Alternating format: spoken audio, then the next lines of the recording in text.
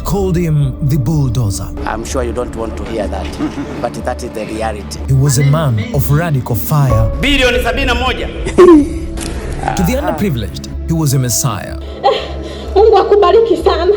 Uendelee kuwasaidia na wengine wasiojiweza kama mimi mzee wangu. The man who snatched the nation from the grip of thieves and gave it back to the people. Tanzania tumechezewa mno, na kama kuibiwa tumeibiwa mno. Mimi niko serikalini najua. But to those he silenced, he was a despot, a man who replaced the rule of law with his personal will. Na sasa hivi atoke nje. Dharau ya moja kwa moja kwa taratibu za kisheria. Sisi tukizungumza kuhusu nyie mnatuweka polisi, mnatupeleka mahakamani. Lakini rais akizungumza kuhusu sisi mkitukashifu, nyie hakuna pa kupelekwa. This was a man who shattered tradition by placing the fate of Tanzania in the hands of Samia Suluhu Hassan, who would eventually become the nation's first female president. Mama huyu ni mama safi na ni mchapakazi safi. This was a leader who dismissed the high-ranking officials in public and laughed while he did it. Kuanzia sasa Kabwe nimemsimamisha kazi. Tanzanians gave him a new name, Mtumbue Majipu, the Lancet. Mnataka nitumbue jipu hapa hapa? He didn't just lead, he performed a Magufulification of a state, building more mega projects faster than any president in history of Tanzania. Nataka Tanzania iwe kama Ulaya. Hakuna mtu atakaye kuja kutujengea Tanzania. And in the process, he ruled with an iron hand. Watakaoleta vurugu mimi nitawashughulikia kikamilifu bila huruma. Mimi sijaribiwi na wala sitajaribiwa. Mocked a global pandemic and narrowed the democracy that had elevated him. And then, at the height of his power, admired by millions in the continent and feared by many, the bulldozer stopped. John Pombe Magufuli was dead. Umelala yo, baba umelala we. Nenda we. Baba, amejeka mashule mengi. Sasa, haja tukanizika mzee wetu. In this episode, we'll deep dive to understand who he is, where he came from, and what were the motives that drove him to become a politician back in the 1990s. We will also look up to his first 20 years as a public servant. To understand the leader John Pombe Magufuli became, we have to look past the palace and the power. We have to go back to the mud, the hunger, and the raw ambition of a young boy in Chato, long before he was the bulldozer. He was a son of the soil, and that is where his fire was lit. While Tingatinga, led by Julius Nyerere and Oscar Kambona, were fighting for the country's independence, October 29, 1959, in Chato, Tanzania, in a modest grass-thatched home, a child was born who would one day shake the foundations of Tanzania. But there were no silver spoons there. This was the world of rural simplicity. While the future leaders in the capital were learning diplomacy and building a bold nation, Magufuli was learning the rhythm of the village. He watched his parents toil in the dirt. He saw the cost of inefficiency. He saw how laziness and corruption didn't just stall a government, they starved a family. For Magufuli, poverty wasn't a burden, it was a teacher. It planted a seed of contempt for anyone who wasted money, wasted time, or wasted hope. Here's the most perfect formula for human behavior that I think will ever explain a human being. I want to find out how this person reacts to conflict and how they make friends and how they socialize. Because every human being is a product of how, when they were 8 or 9 years old, we have something called the childhood development triangle. Maybe you could throw it up on the screen. But what did I do to earn friends, earn rewards, and sometimes rewards are recognition. If you grew up in a really bad environment, sometimes the reward was water or food for a kid. And then the third is, what did I do to feel safe? And those little behaviors that we memorize at 8 or 9 years old, without us ever knowing, we carry that into adulthood. So I'm seeing childhood behaviors in every adult. I'm seeing how they deal with conflict. That's what worked at 8 or 9. And I just say 8 or 9 as a random number, but in those formative developmental years. But this head boy had a weapon, a brilliant, methodical mind. One question that lingers, where did he get this mind? He didn't study law. or a political science. He chose chemistry. From a bachelor's to PhD, Magufuli didn't just learn about elements, he learned about precision. He saw the world through the eyes of a scientist. To him, Tanzania wasn't just a country, it was a complex chemical reaction. If the results were failing, it meant there were impurities in the mix. Corruption was an impurity. Laziness was a bottleneck. Bureaucracy was just a slow-moving reagent. Magufuli governed exactly as a scientist. He'd identify the root cause, strip away the waste, and demand a measurable outcome. As one observer put it, he governed like a chemist. Majina ya watu ambao hawafanyi kazi BOT, delete them. Mubaki na watu wanaofanya kazi. CT scan za hospitali za private zote zinafanya kazi. Za hospitali ya hapa Muhimbili zote hazifanyi kazi. Sasa miezi miwili. He wasn't looking for friends in the corridors of power. He was looking for results. He often said, I don't care who hates or loves me. If Mama Jessica, his wife, loves him, it is enough. Na mimi sitaki wanipende. Mradi napendwa na Watanzania. Sikuja kuuza sura, nilipendwa na mke wangu anatosha. The boy who walked barefoot in Chato was gone. In his place stood a man who forged in a crucible of hardship and refined in the laboratory. Cha ajabu siku hizi kinachofanyika, hata bodi badala ya kukaa bodi Tanzania kujadili mambo yao, wanakwenda Ulaya kwenda kukaa bodi. Bodi meeting ni mambo ya ajabu, ya aibu. Na ndiyo maana ndugu zangu waheshimiwa wabunge, napenda mnielewe na ni lazima niliseme.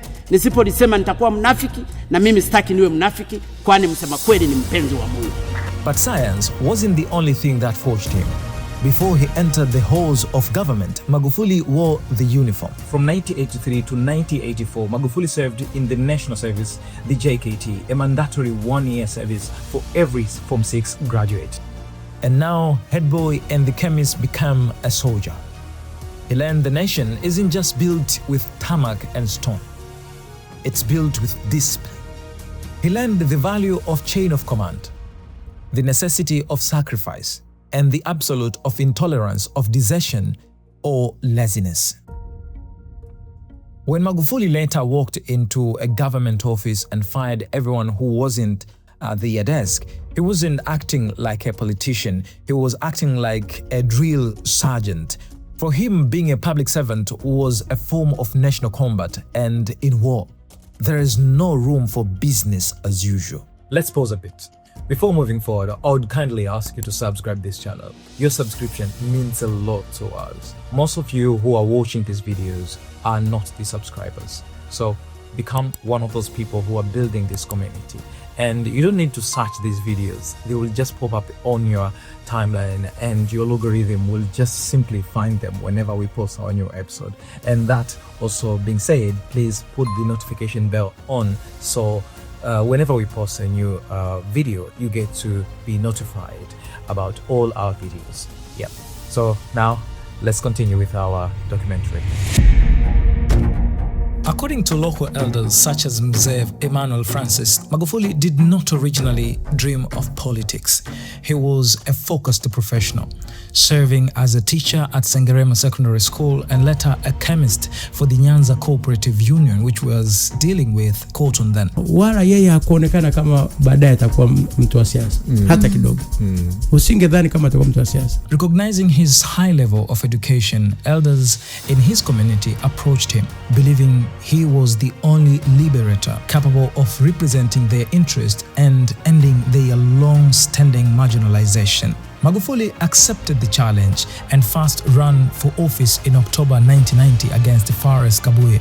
He lost that election, but two things made him stand out. First, his character. He surprised the public by shaking hands with the opponent and accepting defeat without bitterness, earning him a reputation for humility. And second, the cultural barrier. Interestingly, his loss was partly attributed to a local bias against his eyeglasses. At that time, some Sukuma voters associated glasses with elite intellectuals who might be arrogant or disconnected from the common person. And then, undeterred by his initial loss, Magufuli ran again in the 1995 general election for the Chato constituency, then known as Biharamulo East. Having addressed the initial skepticism of the voters and running on the CCM ticket, he secured his first victory, marking the official start of a political career that would eventually lead him to the presidency. In the 1995, when President Mkapa was assembling his patroopers, the cabinet, he said, "You hit the ground running." He appointed a 36-year-old MP from Chato constituency as his Deputy Minister of Works, and later 2000 and 2005 as a minister of the same ministry. This man was John Joseph Pombe Magufuli. As Minister of Works, the legend began. He didn't read the reports. He measured the tarmac himself. If it was 1 millimeter short, the contract was terminated. And this is where he became the bulldozer. Sasa fanya wewe usindanganye, niko kwenye site hapa mimi. Wewe huko kwenye site tumeleta. Nataka kukuambia hii kazi leo barabara ipitike. Umenielewa bwana? Maneno mengi. Ya nini? At first, it was about roads, but soon it became a warning. If Magufuli decided an illegal building had to go, he didn't send a letter, he sent a machine. Later, during Kikwete's reign, the TANESCO building saga would cement this claim. Niliwaambia siku moja kwamba lile jengo la TANESCO liliokuwa ndani liko ndani ya road reserve. Wako watu waliniona kama kichaa, lakini sheria ni msumeno. Na uhakika sasa Watanzania wote mtafurahi daraja hili litakalo kamilika. Alikuwa mtu mwadilifu, mchapa kazi, mfuatiliaji makini kweli kweli, lakini alikuwa havumilii uzembe, wizi wala ubadhirifu. For 20 years across the ministries of works, lands and fisheries, he performed a laboratory cleanup of the state, foreseeing building of roads networks. He banned illegal fishing nets, purged ghost workers, and cancelled luxury retreats. He was the ultimate technorant, efficient, clean, and different. Magufuli was the product of two vastly different schools of power. From Benjamin Mkapa, his true mentor, he learned administrative grit, the idea that integrity is the weapon and a leader must be Mr. Clean. From Jakaya Kikwete, he gained a decade-long platform. While critics say the Kikwete years allowed corruption to keep backing, they allowed Magufuli to remain a visible outsider.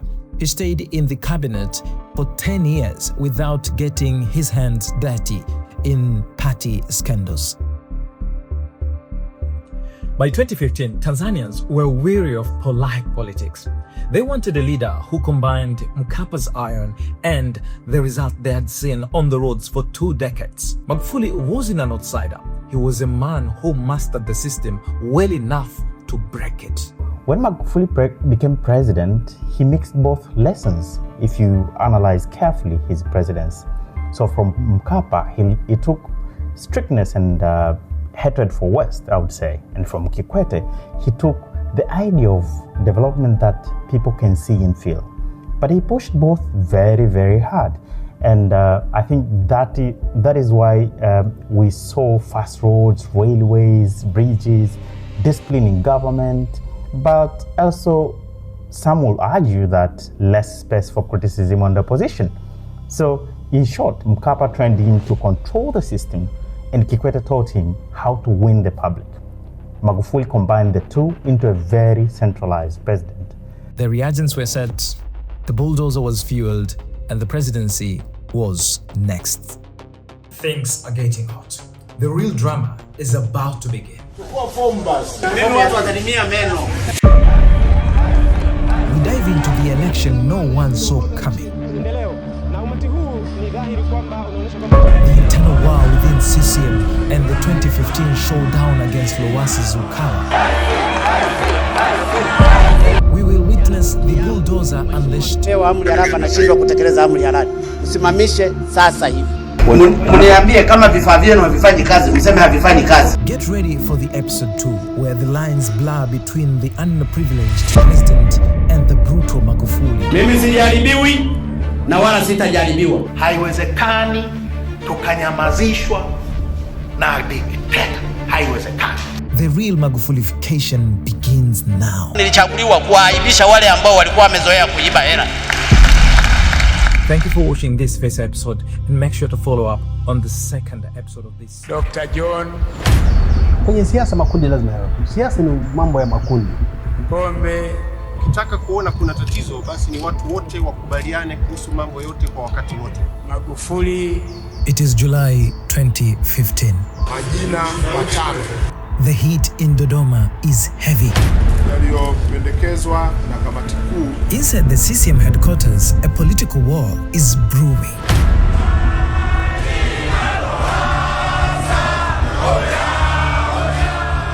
Hakuwa na makundi na hakutumia pesa. Hakuonga. Hakupata kura zile kwa sababu ya kutoa pesa. Nitumeni nami nitawatumikia. Sitawaangusha. Narudia tena, sitawaangusha. After understanding where Magufuli came from and who he is as a person, we are now entering into one of the most controversial elections in Tanzania, both in CCM party and the general election, which Tanzanians for the first time saw the opposition formed a coalition which was Ukawa, powerful enough to shake the ruling party which ruled Tanzania by then for 50 years. The ruling party has reached a breaking point. Mheshimiwa Membe na Mheshimiwa Lowassa. Hawa ndio ma heavyweight sasa hivi kwenye kinyang'anyiro. Wanaweza kuwa msingi wa kukivuruga Chama cha Mapinduzi. Kuna mahala watu fulani wachache wamekaa wakatengeneza orodha yao. Mzee Abed Aman Karume alisema nchi hii ni yetu wote, usifike mahali wakafikiria nchi hii ni yao. At the center of this storm is Edward Goyai Lowassa. Kila mtu ambaye alikuwa anaufikiria urais mwaka 2015 angalau alikuwa na target yake ambayo ni Edward. Baada ya Kikwete, Edward atakuwa rais. This year, nominations focused shifted from what it used to be. It was more about stopping someone from becoming the president of Tanzania than nominating one. But what was the reason? Okay, I'll tell you later in the story. To understand why Dodoma is burning, we have to understand who Lowassa really was. Lowassa was more than just a politician. He was a titan and experienced. He has held senior government positions since President Mwinyi's regime. Alikuwa ni kiongozi ambaye alikuwa na sifa za uongozi. Ana imani kwamba anaweza kutumikia taifa. Ana maono na ni mvumilivu. From real estate to livestock, his wealth was so vast it once alarmed the father of the nation, Julius Nyerere, who famously blocked Lowassa's 1995 presidential bid, asking how a public servant had become so rich so fast. Tuliingia kwenye kinyang'anyiro cha kuteuliwa kugombea urais. Edward hakuvuka kamati kuu na ile ilimuumiza sana. Na ilimuumiza zaidi alipoambiwa aliyetia msumari ni mwalimu. Lowassa fought on the front lines during the Kagera War as lieutenant. He graduated from University of Dar es Salaam and the University of Bath. So academically, he was smart. But in 2008, his rise ended. He became Tanzania's first prime minister to resign in disgrace after the Richmond emergency power scandal. Mheshimiwa Spika, nimetafakari sana kwa niaba ya chama changu, kwa niaba ya serikali yangu, nimeamua kumwandikia rais barua ya kumwomba niachie ngazi. Now, it is crucial to understand what really happened in 2015. And before moving forward, we have to understand how CCM actually works, especially in how they get their presidential candidate. The CCM constitution sets a process of nominating a presidential candidate. The Central Committee does the first vetting and propose 5 names. These names are then submitted to the National Executive Committee, NEC, which has the constitutional mandate to vote and select 3 final candidates.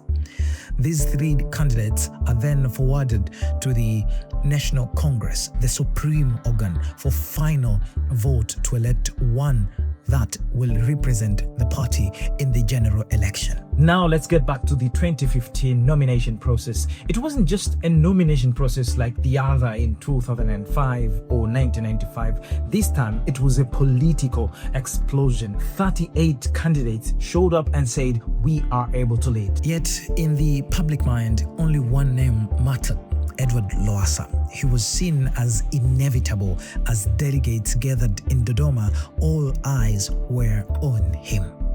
Tim Lowassa thought his popularity made the nomination certain, but the party was fractured.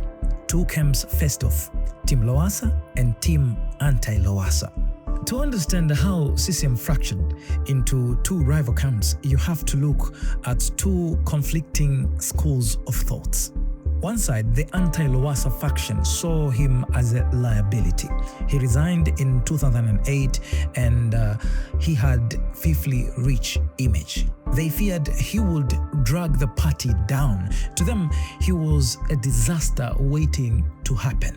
On the other side, Team Lowassa saw him as the ultimate solution. To his supporters, he was a man of unrivaled experience and charisma.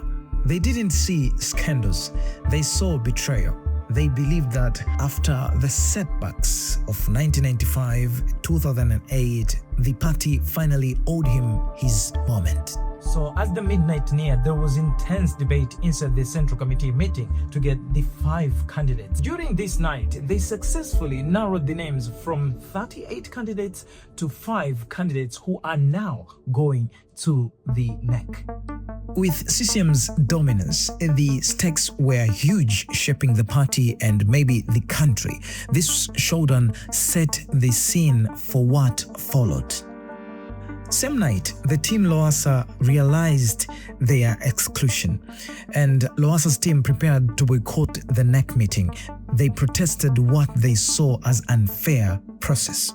The episode echoed Lowassa's 1995 sidelining after Nyerere's intervention. For those in politics would simply remember this moment. Then came the verdict. When Napenawe, publicity secretary, revealed the top 5, tension swept CCM headquarters. Nataka nithibitishe kwamba majina matano yaliyopendekezwa na kamati kuu kwenda kwenye halmashauri kuu ya taifa ni ndugu Asha Rose Migiro, ndugu Amina Salomo Ali, ndugu January Makamba, ndugu Bernard Kamili Usimembe na ndugu John Pombe Magufuli. So before moving forward, there are criteria on how CCM Central Committee selected the final 5. The party scores candidates on strict pillars: age, Zanzibar status, experience, national appeal, gender balance, and electability. You have to meet these criteria, maybe 1 or 2 or 3, in order to be selected in the top 5. So John Pombe Magufuli was the wild card here. He wasn't a party insider, but he ticked 3 boxes perfectly: age, a no-nonsense track record that appealed to public, and most importantly, electability. In a year when the opposition was screaming corruption, CCM needed a candidate who looked like a clean, hardworking outsider, which is why Magufuli was in the top 5, along with other political influences. Soon, the famous chant echoed through the NEC meeting.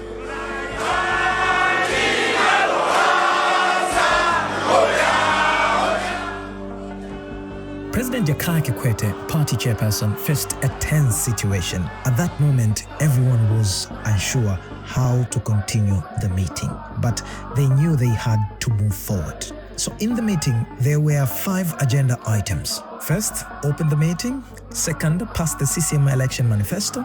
Third, confirm Zanzibar's CCM candidate, Ali Mohammed Shein, with yes or no vote, because he was the only one. And fourth, vote for the top 3 nominations, and 5th, close the meeting.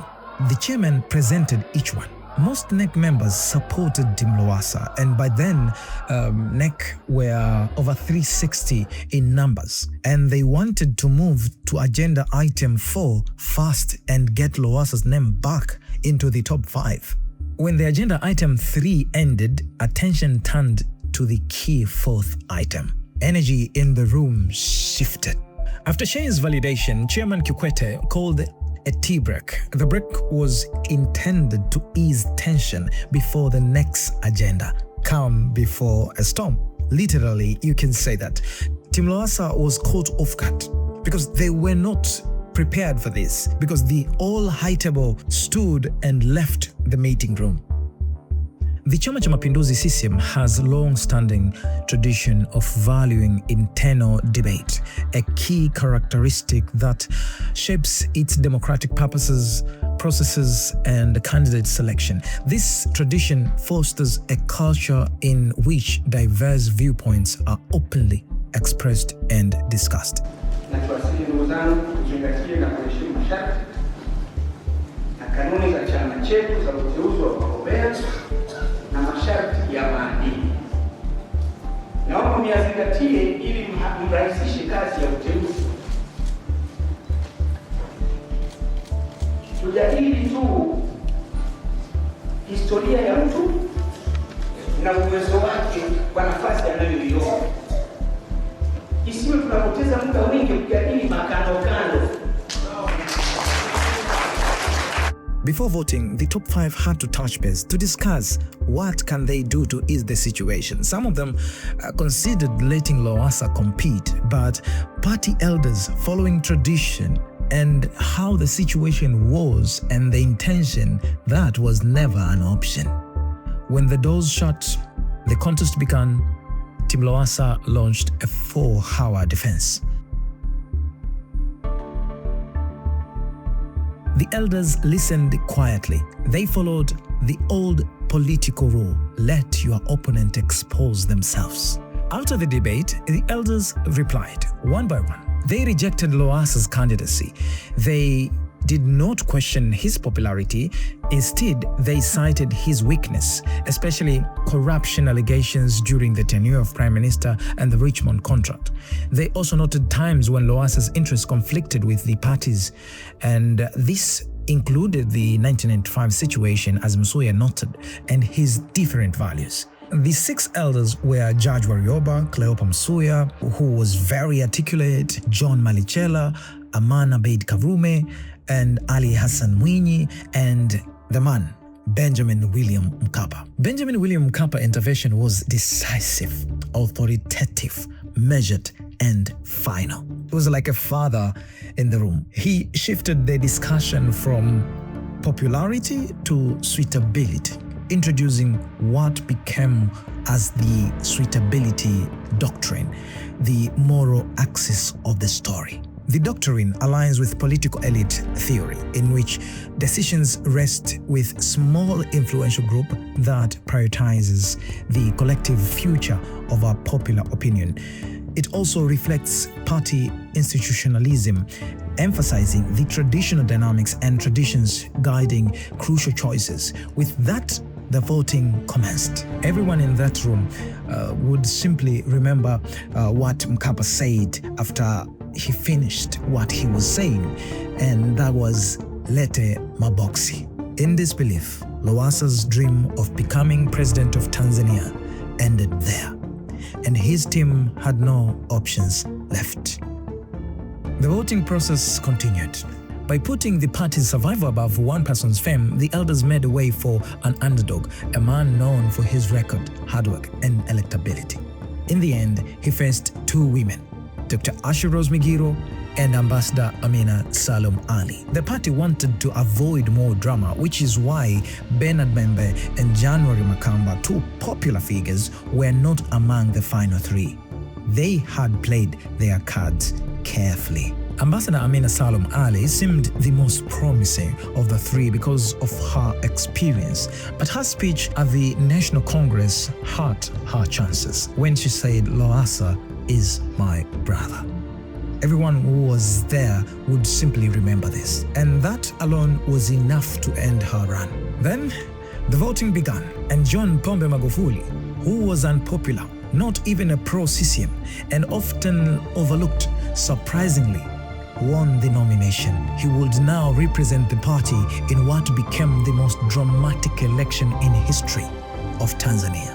Mheshimiwa John Pombe Magufuli, kura 2000.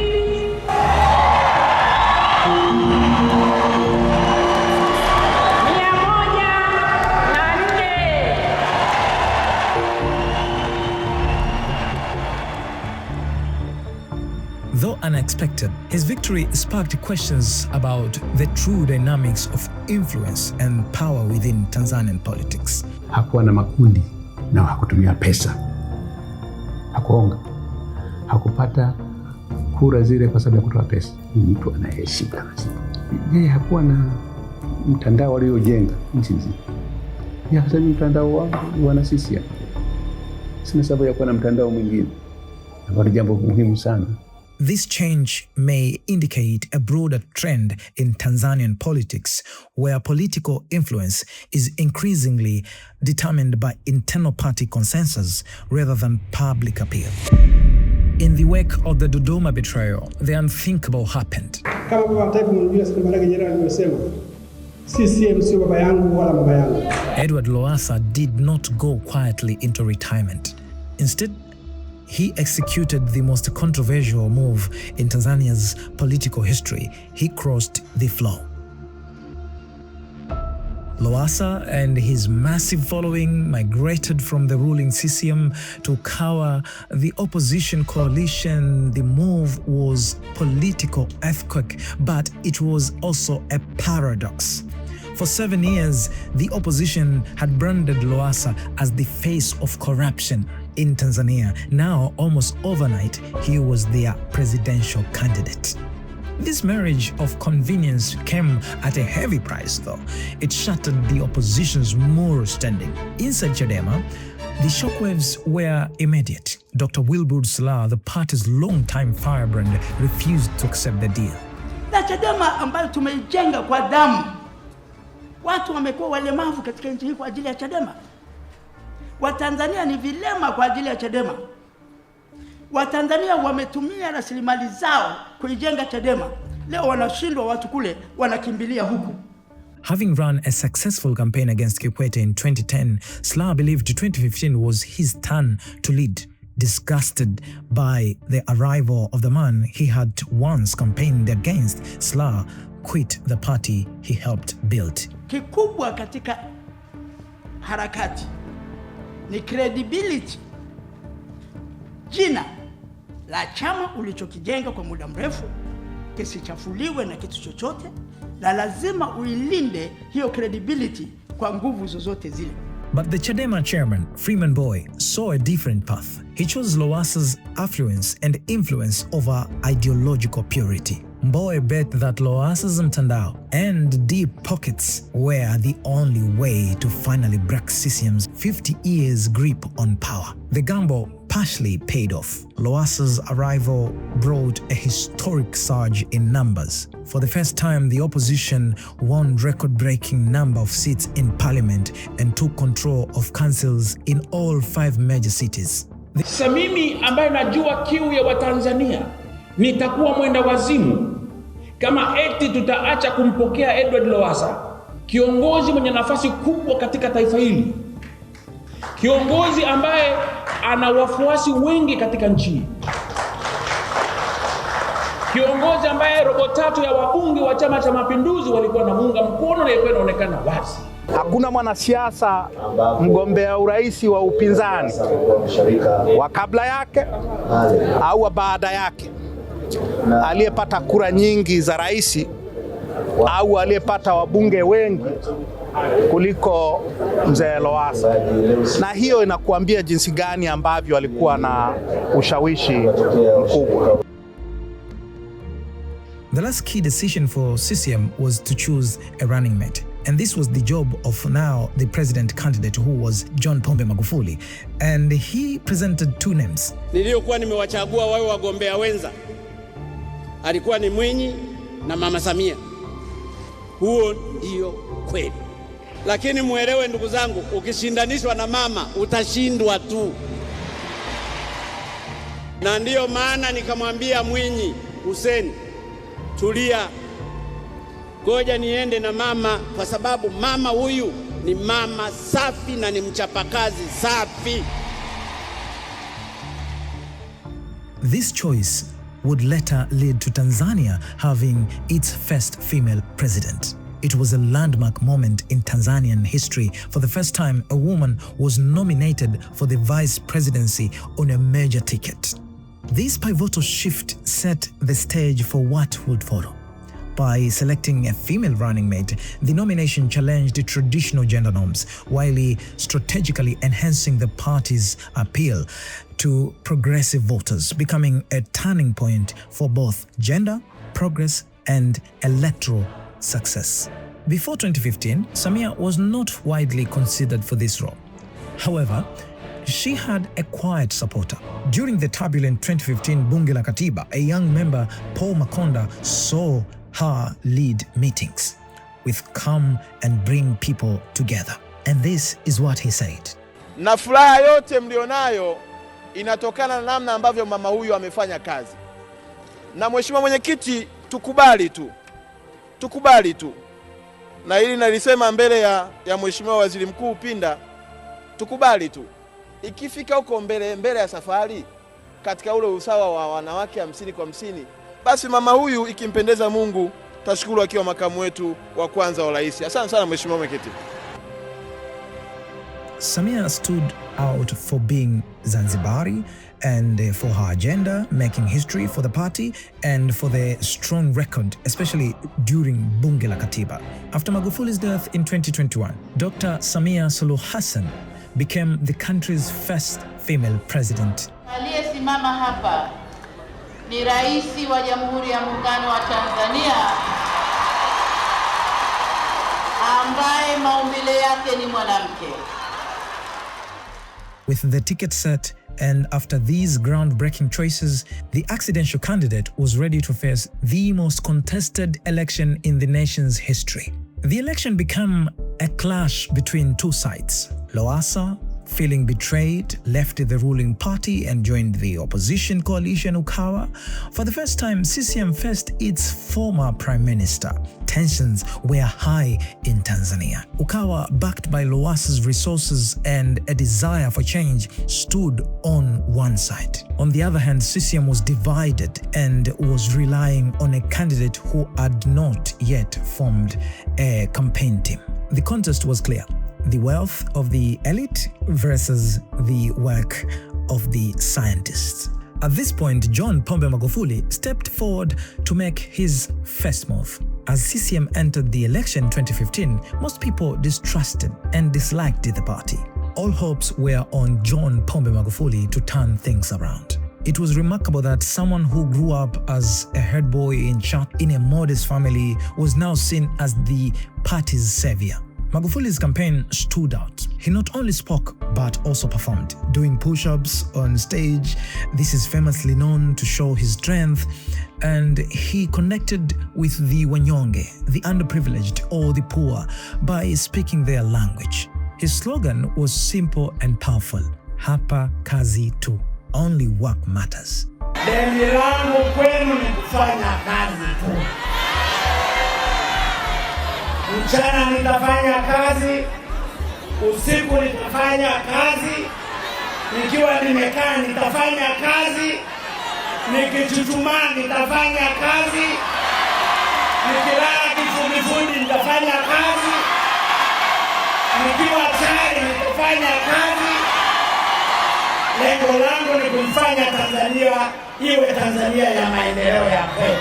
There is a story behind the billboards and the digital campaign and the Magufuli's branding entirely. How did the Hapa Kazi 2 brand came to life? The Magufuli brand came to life. And who created this image for CCM? You may remember January Makamba. He was the youngest of top 5 finalists, and the elders told him to wait his turn. Instead sidelining him, the party made a smart and strategic decision. They went back to Makamba and asked him to do a party's job. This move was meant to show unity in a divided party. Having just run a highly sophisticated primary campaign, most famous for his New Tanzania vision launch at Mlimani City Hall, he was appointed to the National Campaign Committee. Their primary job was to rebrand the party and help it win the election. So here's the catch. They shifted from branding CCM to branding Magufuli, a personality. You do remember I told you that CCM was heading to the election untrusted. This move would be remembered for the popular Magufuli logo designed by Mkuki. This logo became more popular than CCM's logo, and that was a cheat code. The logo Magufuli symbolizes his character by translating his inner traits, values, temperament, ambition into a visual language. It doesn't just show the face, it shows the essence. Campaigns like Ngoja Magufuli Aje were everywhere on social media just to cement his personality and his personal brand. They branded Magufuli as the nation's messiah, a healthy, non-nonsense, focused and hardworking man. And then a candidate needs more than just a manifesto. They need a movement, and every movement needs a rallying cry. The CCM National Campaign Committee worked on Magufuli's image. Inspired by his road-building record and worker ethic, they first came up with the slogan, Hapa ni kazi tu. Here, it's only work. And this was passed with the CCM elders, with everyone was down for it. But then the slogan worked, but it did not connect with the young people. Everything changed a few days before the launch when Diamond Platnumz, one of the biggest stars in East Africa, visited the campaign offices. At that time, Diamond's song, My Number One, was the nation's top anthem. It was trending everywhere. He suggested a big collaboration, a campaign remix to promote Magufuli and CCM. The committee liked the idea, but there was one disagreement. The team asked Diamond to use Hapa ni kazi tu in the lyrics, but he disagreed. As an expert in rhythm, Diamond said the flow isn't appealing. It's clunky. Remove the ni, keep it Hapa kazi tu. Only 3 words, and that is how the phrase Hapa kazi tu was officially created. One of the key areas introduced and used for the first time is digital campaigning. The famous IT Masaki for CCM and the IT group of Ukawa, which was situated in Kinondoni and later invaded, and the other one which was never invaded, the one in Mbezi. It was the first time back SMS, WhatsApp groups, Facebook groups were introduced, and local social platform like Jamii Forums was heavily used for the campaigning. The Lowasa's camp experienced communication paralysis as their leaders' phones rang non-stop, leaving them unreachable most of the time. In a nutshell, the 2015 Tanzanian general election was a high-stakes political earthquake, but shattered the status quo and pushed the nation to its most competitive threshold in history. It was defined by the shocking defection of the inevitable ruling party titan Edward Lowassa to the opposition coalition Ukawa after he was purged by the CCM elders, and the subsequent rise of John Pombe Magufuli, a disciplined outsider known as Bulldozer. The campaign was a coalition between Lowassa's massive financial influence and populist appeal versus Magufuli's clean, Hapa kazi tu reformist image. While Magufuli ultimately secured the presidency with 58.5% of the vote, the narrowest margin for a CCM winner, the election fundamentally shifted the landscape as the opposition gained unprecedented ground in parliament and control over all 5 major cities.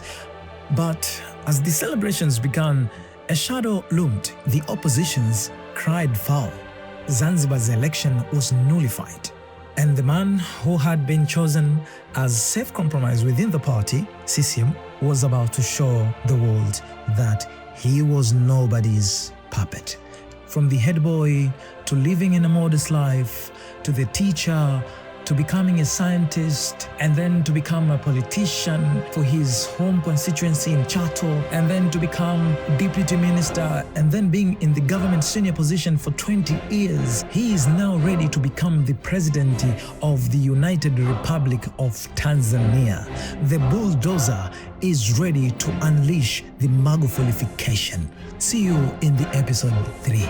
Mheshimiwa Naibu Spika, waheshimiwa viongozi wote tuliokaribishwa kuingia kwenye ukumbi huu na kushuhudia yaliyojitokeza, na mmeona tuna kazi kubwa kwa sababu bado tuna watoto wengi.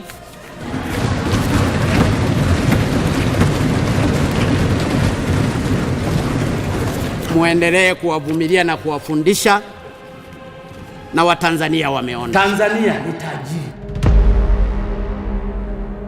Hatukutakiwa kuwa maskini.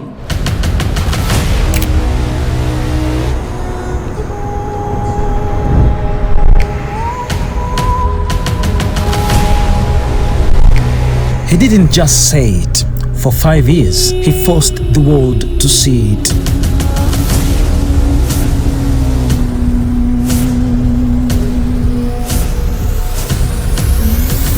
Leo nimeona maendeleo.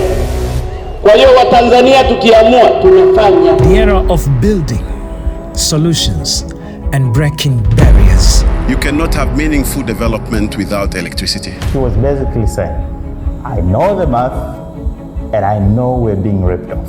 Nafikiri wakati wa kuvumiliana sasa umekwisha. You are delaying the project. We can't tolerate that stupid things. John Pombe Magufuli is a breath of fresh air. Was Magufulification a cure Tanzania needed, or a poison pill disguised as progress? Asiyetaka aondoke. The following is the answer.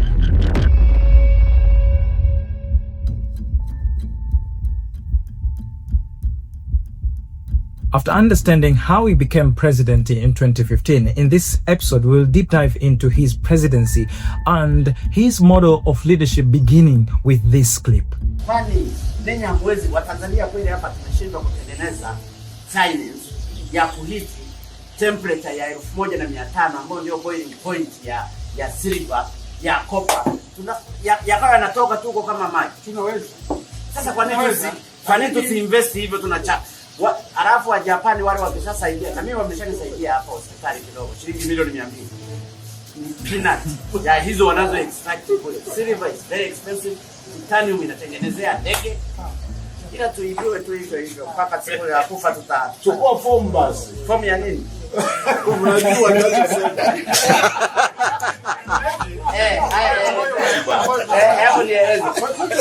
mimi watu watalimia meno. In that clip, every word he spoke to his colleagues became the blueprint for his administrative shock. Personally, I see this clip as the birth of his signature style, which was a mix of intense patriotism, a deep distrust of what we call foreign experts or outside experts, and a demand for hard work that felt more like a command than a normal request. So this was not a normal video, it was a warning of what was about to come. And Tanzanians began to feel that reality from the very moment he stepped into power.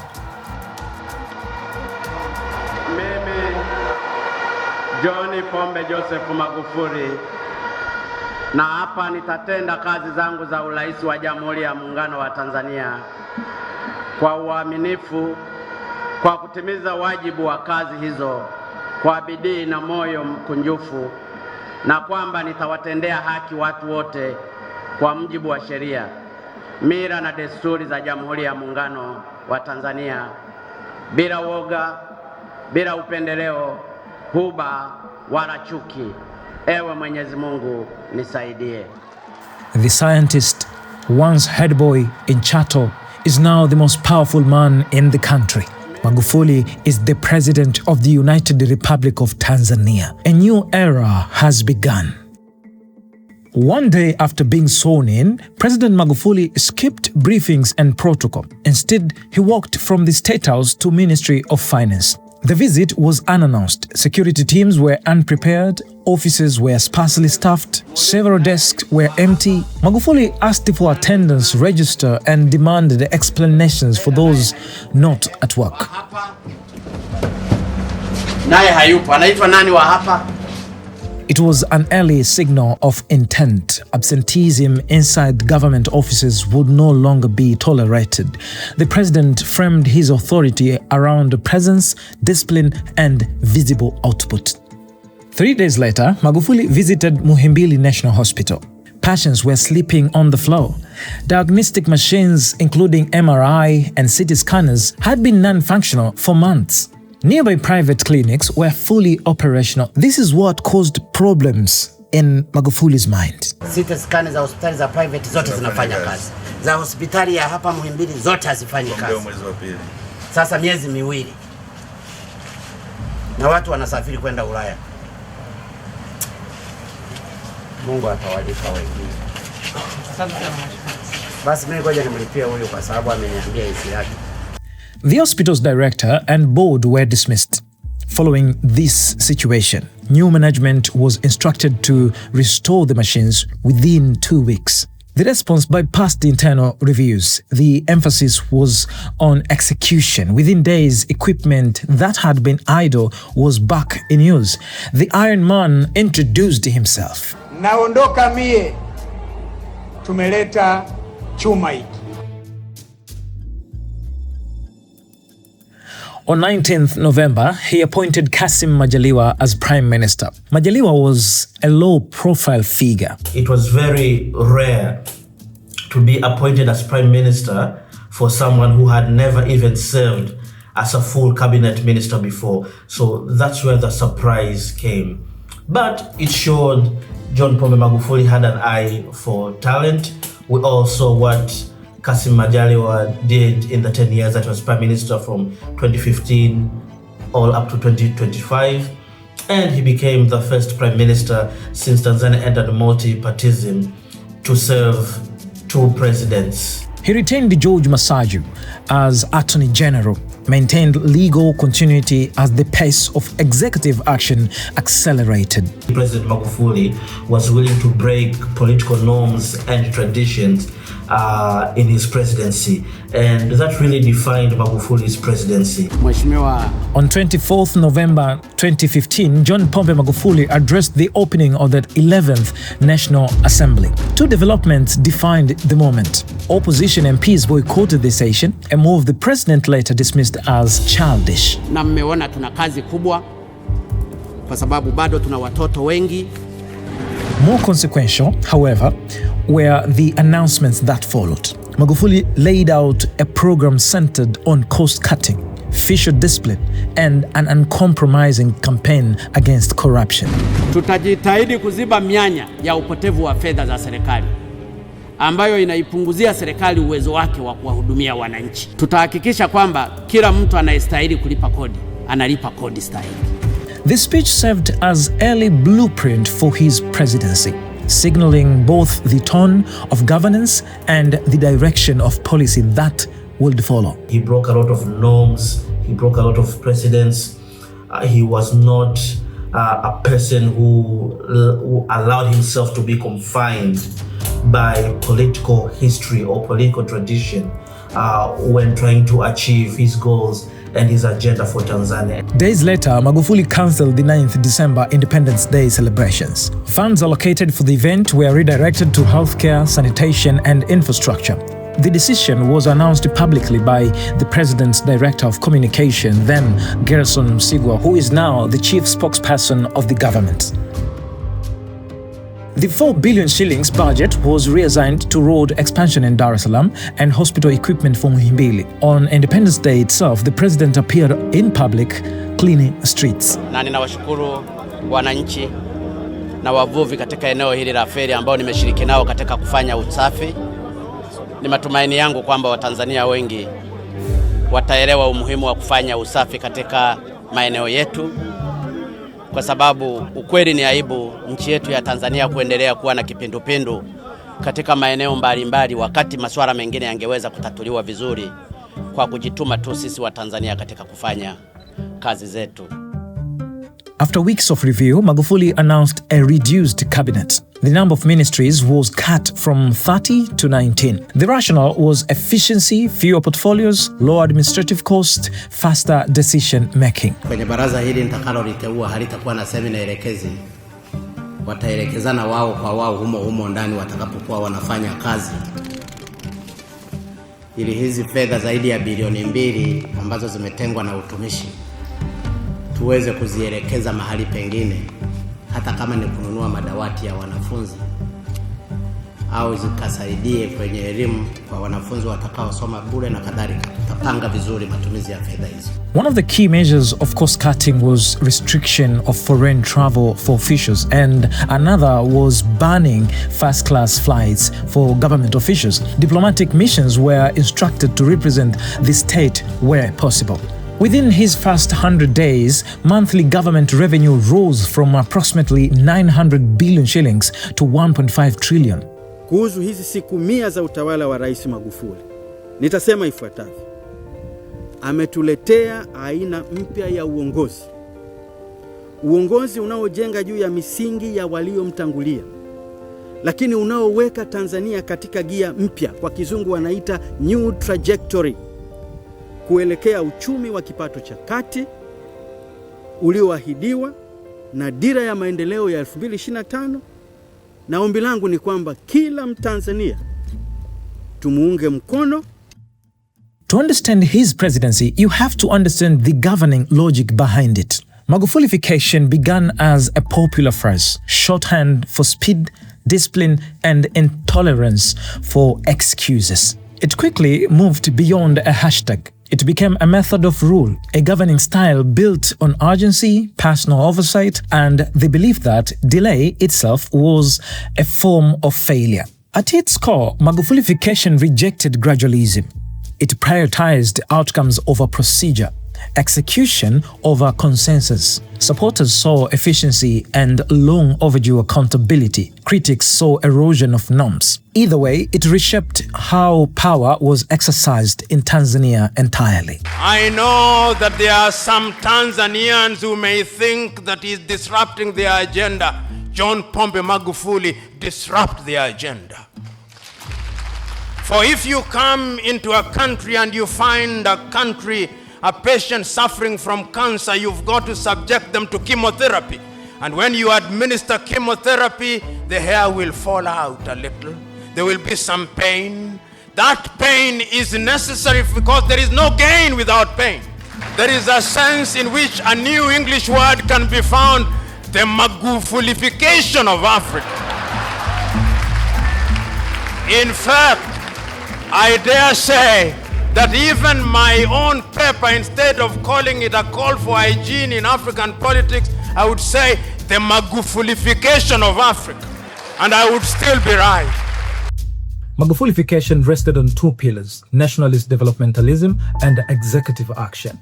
When former President Benjamin Mkapa, whom Magufuli regarded as a mentor, was once asked what defines leadership, his first quality was nationalist. For Magufuli, that was not ideology, it was strategy. I felt told that there is an African leader who can stand up to international pirates, who for 20 years have deprived Tanzania of taxes that would have gone to schools, taxes that would have gone to the health sector, taxes that would have gone to infrastructure, taxes that would have gone into agriculture. John Pombe Magufuli is a breath of fresh air. He believed political independence without economic control was meaningless. Tanzania's dependence on foreign aid, despite its natural wealth, troubled him deeply. He spoke of it as a form of national humiliation. Tumenyonywa mno, tumechezewa mno kwa miaka yote. Haiwezekani tukawa sisi ni wa kuchezewa tu wa Tanzania. Those close to him say he admired the Chinese development model less for its political system than for its discipline and speed. The appeal lay in the idea that a state could impose direction, mobilize resources, and deliver infrastructure without submitting to the conditions of Western lenders. This thinking fed directly into his industrial agenda, branded as Tanzania Viwanda and industrialization. Tungekuwa na viwanda vyetu, hizi fedha tunazozitenga zinapitishwa na waheshimiwa wabunge kwa ajili ya kununulia madawa bilioni 269 zingebaki hapa, zingetengeneza ajira hapa. Magufuli framed underdevelopment as an economic contradiction. A country exporting raw materials while importing finished goods was, in his view, exporting jobs and importing dependency.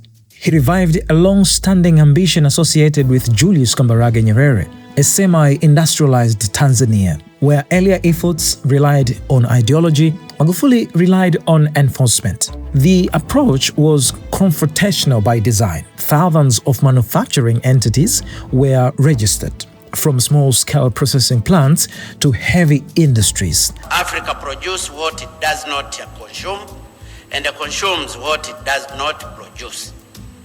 Ni lazima tubadilike mwelekeo huu. Africa must produce, process, as well consume. But the defining move came from his ultimatum to owners of 1907 privatized but dormant factories: resume production or forfeit them. This was clearly demonstrated in Mwanza back in 2017 during his visit to long-dormant Motex textile factory. Magufuli confronted the owners publicly. The plant, once a major employer in the region, had been remained idle despite privatization. To the president, this represented not a failed business, but wasted national capacity. The owners were given a narrow window of 14 days to present a credible, time-bound plan to restart production. If they failed, the state would repossess the factory and transfer it to investors willing to operate it. The Motex episode illustrated Magufulification in practice. Authority was exercised directly, policy was enforced personally, and industrial assets were redefined not as private entitlements but as instruments of national development. Kuna upotevu mkubwa wa fedha za kigeni, kwani fedha zetu nyingi tunazitumia kuagiza bidhaa kutoka nje badala ya kuwekeza kwenye miradi ya maendeleo inayoweza kutokomeza umaskini. Kwa maana pana, ukosefu wa viwanda unaifanya Afrika iendelee kuwa na uchumi tegemezi na hivyo kubakia ndani ya mduara wa umaskini, yani the vicious circle of poverty. Hii ndiyo gharama ya kutokuwa na viwanda. Na hapa nimetoa mfano michache kuwadhihirishia kuwa mapinduzi ya viwanda ni njia ya lazima kuipitia kuelekea ukombozi wa kweli kiuchumi. The second pillar of Magufulification was method, direct intervention. Little passions for delay, authority exercised personally, often bypassing routine, bureaucratic insulation. John Pombe Magufuli treated executive power as a corrective tool. He dismissed and suspended senior officials for negligence. Ni mara 10 nisiwe rais, nikachunge hata nini, nikakae kijijini, kuliko kuwa rais alafu nivumilie uozo huu unaofanyika. I'm saying never.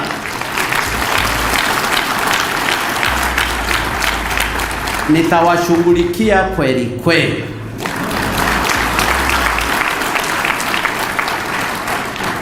Kama ni kutumbua mimi, hata kama kila siku nitatumbua tu. Watu lazima wabadilike na walifikiri nitakuwa part of them. Never, not me. He ordered audits, cut non-essential state spending, and subjected schools, hospitals, ports, and roads to direct presidential inspection. He governed on the move. Magufuli traveled extensively across the country by road, visiting regions, districts, and confronting problems at the point of failure. Grievances that had stalled in office were addressed on site. Bottlenecks were resolved in public. Kero yetu hapa sisi, soko letu bovu na choo kinachohudumu sokoni kimekuwa si kizuri, na kila saa tunapungiwa tu, na liko katika na ushuru tunalipa. Nakupa wiki moja, choo wewe umeshakijenga. Si unakusanya fedha? Ndio. Mapato yako ni kiasi gani hapa? Hapa mapato kwa mwaka ni bilioni 1.8. Sasa bilioni 1.8 umeshindwa kujenga choo hapa hata kama ni cha maji. Unajua watu wangu siji wakoje. Kujenga choo kina cost kiasi gani? Mheshimiwa Rais, choo tuko katika mkakati mpaka utakakatika lini? Mpaka ukamalize hii kazi. He fast-tracked infrastructure delivery, enforced attendance across the civil service, and demanded visibility and transparency in government offices. Decision-making was centralized, party discipline tightened, and compliance enforced. One of the most consequential interventions was the elimination of ghost workers. Tens of thousands of names were removed from the public payroll after nationwide verification exercise. I know what I'm doing. Yako mengi umusage kuyataja mengine hapa. Niyataje yote. Sasa najua mmeelewa, nimewatolea mfano. Muyafute yote majina ya watu ambao si wafanya kazi hapa. Majina ya watu ambao hawafanyi kazi BOT, delete them. Billions of shillings were removed, wage bills fell, payroll began to reflect reality. But Magufuli did not stop at who was being paid. He turned to who was qualified to be there in the first place. Government institutions were ordered to verify academic and professional credentials across the public service. What followed exposed a deeper structural problem. Thousands of officials were found to be holding forged or falsified certificates. Hawa watupishe. Na nimeshatoa maagizo wawe wamejiondoa wenyewe kabla ya tarehe 15. Ikifika tarehe 15 mwezi huu, nimeshaagiza vyombo vya ulinzi na usalama washikwe, hata awe ni mtoto wa waziri, mtoto wa rais, ili mradi yoyote ambaye alifoji. Na wakipelekwa mahakamani, kifungo chake ni miaka 7. Teachers, health workers, civil servants were dismissed. Some resigned, others were prosecuted. The message was blunt. Public office would no longer protect fraud regardless of rank or tenure. Huwezi ukaingia hakilini kwamba Tanzania unakuwa na wafanyakazi hewa 10,295. Unalipa mishahara wafanyakazi hewa 10,295 na sasa hivi wameongezeka zaidi. Huwezi ukaimagine. Wakati kuna vijana chuo kikuu wamemaliza hawana ajira. It's so painful.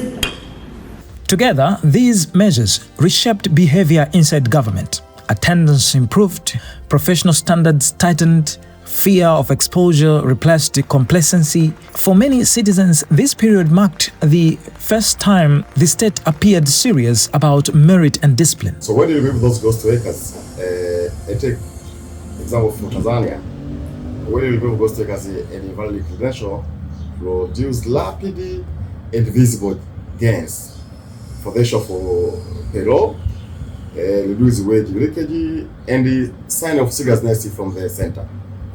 That is typical of executive-led intervention, have got a high impact on the issue of discipline, and it can take a short time of period to get to the results. The outcomes were tangible. Official leakages narrowed, revenue collection surged, confidence in the state authority rebounded. Magufuli demonstrated that dysfunction within the public sector was not inevitable, it was tolerated. Yet the paradox remained. Discipline was restored, but it was centralized. Compliance followed fear of discovery rather than confidence in systems.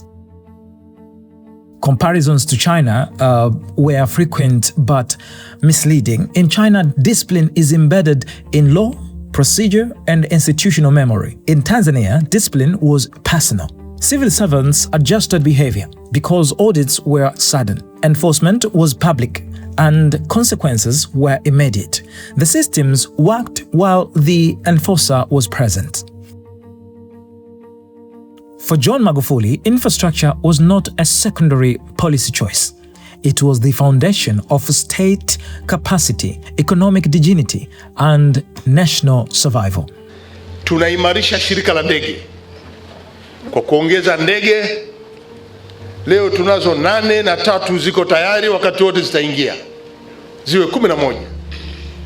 lakini lazima tuandae maeneo ya kutua. Tumeendelea kujenga viwanja vya ndege vikubwa vyenye hadhi ya kimataifa, lakini kila mkoa lazima kuwe na uwanja wa ndege.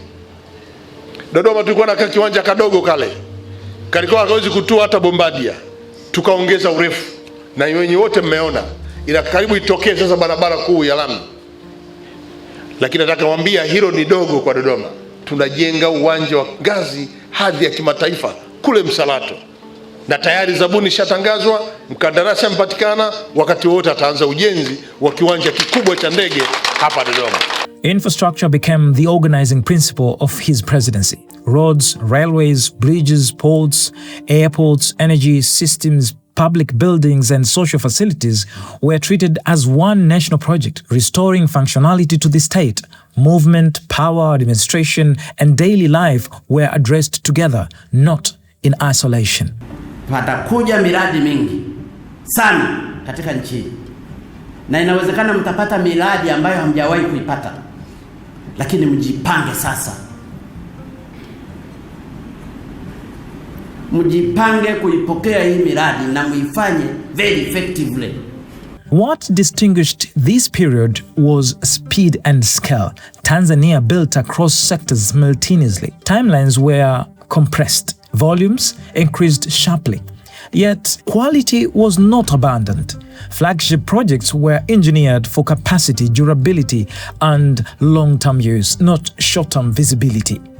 The scale of delivery was unprecedented, but several flagship projects came to define the era.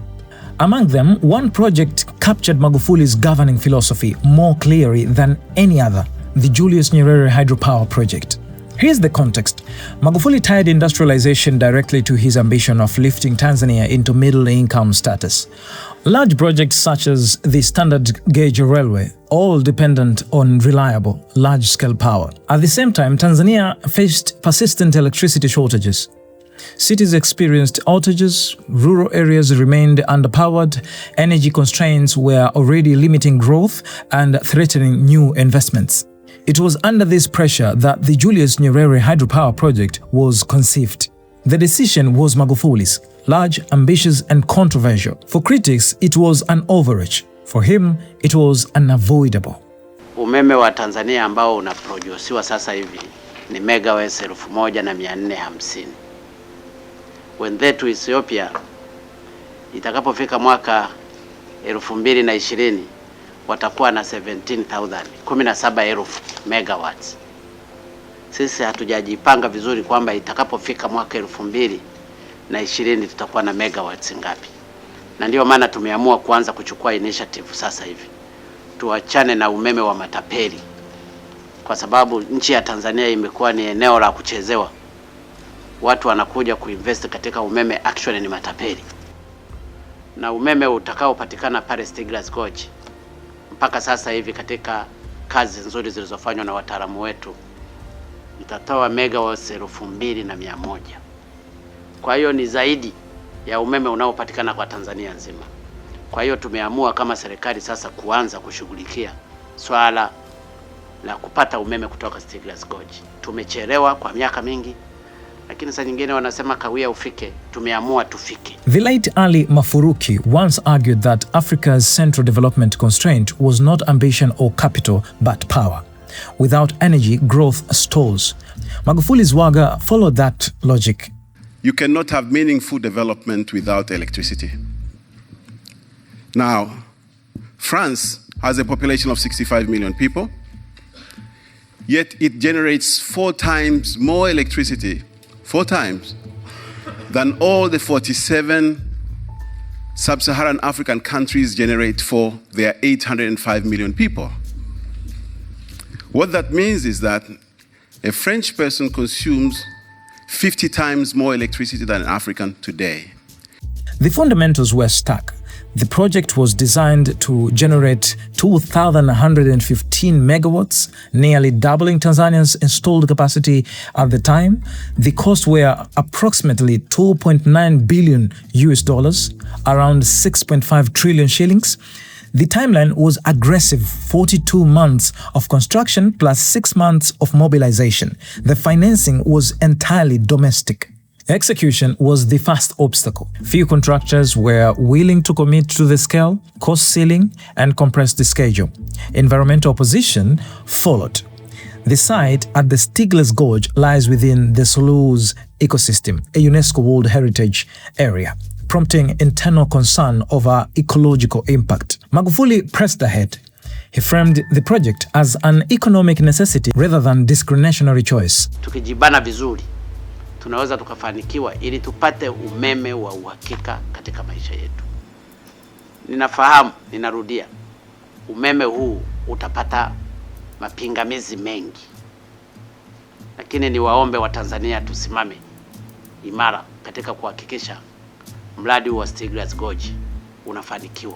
In the final stages of procurement, two firms accepted the terms: Arab contractors and Al-Zuwaidi Electric, an Egyptian company. Construction moved forwards as planned. By the time Magufuli's death in 2021, the project had reached approximately 35% completion. In 2026, the government declared it's fully completed, adding more than 2,100 megawatts to the national grid.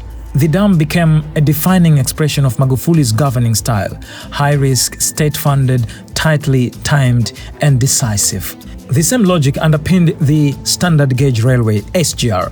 Before its construction, travel from Dar es Salaam to Dodoma could take 9 hours and 5 hours to Morogoro, and sometimes when the situation are really bad, it could take even more. Unsafe roads and congestion slowed commerce and endangered lives. The SGR cut time travel to Dodoma to around 4 hours and to Morogoro to under 2. Passenger services now move close to 1,000 people a day alongside freight designed to shift heavy cargo off roads and reduce logistics cost. Strategically, the railway extends beyond Tanzania's border. Once fully completed, it is expected to link Tanzania with Kenya, Uganda, Rwanda, Burundi, and Democratic Republic of the Congo, positioning the country as a regional transit hub. Taken together, these projects were not isolated achievements. They formed a single governing logic. Infrastructure was how Magufuli imposed urgency, enforced discipline, and converted authority into tangible outcomes. Roads shortened the distance, rail reduced time, power unlocked industry. Bridges replaced risk with reliability. Each project reinforced the same message: the state could act and it would. Whether this model strengthened institutions or concentrated power remains contested, but the physical legacy is undeniable. In speed, scale, and execution, Tanzania experienced one of the most intensive infrastructure build-outs in its history. 4 years after his death, most of these projects have reached completion, and some will soon be completed under his vice president, Dr. Samia Suluhu Hassan, who is the current president of Tanzania in her second term, the choice he made 9 years ago.